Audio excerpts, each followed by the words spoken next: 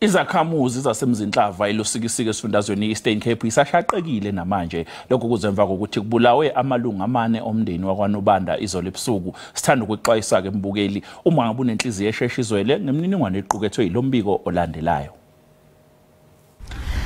Silapha kwilali yaseFrance kwindawo yasemzinhlava elusikisiki apho ityenjane elineminyaka engama-24 lithe lahlasela uninakhulu uyisemncinci kunye nodade boyise kunye nosana oluneminyaka emibini lubahlasela ngezembe.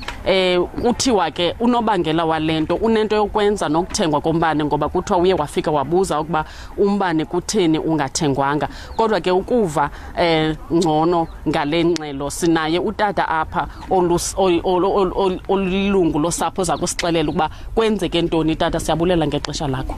Kwenzeke ntoni ke nyana?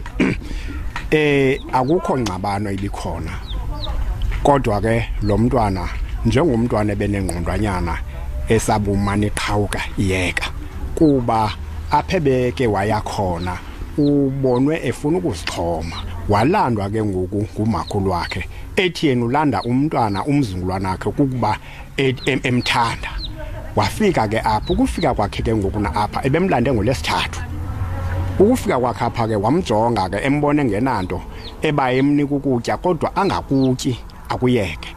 Kodwa phezolo ukutshona kwelanga uyeke ngoku na wavukelwa ingqondo kokuba makahlasele uyisomncinci wakhe ngezembe. Xa eqeda ukumhlasela wabe seyohlasela bani udade boyise wakhe ebesitshayelela phandle enkundleni ngaseVlandeni.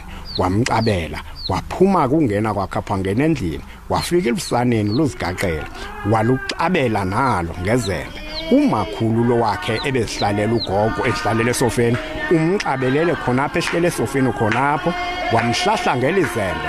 Waphuma apho waleka abanye abantwana ebebebaleka kwanceda umakhelwane othe wakhwaza wabayeka abantwana bebaleka wabuyela kwezidumbu waziphinda ezixoza ngezembe ngathi ucanda ukhuni. Siyeva ke uba umrhanelwa uye wabanjwa izolo kwaye wavela enkundleni namhlanje, kodwa ke asikeve ba kuqhube njani.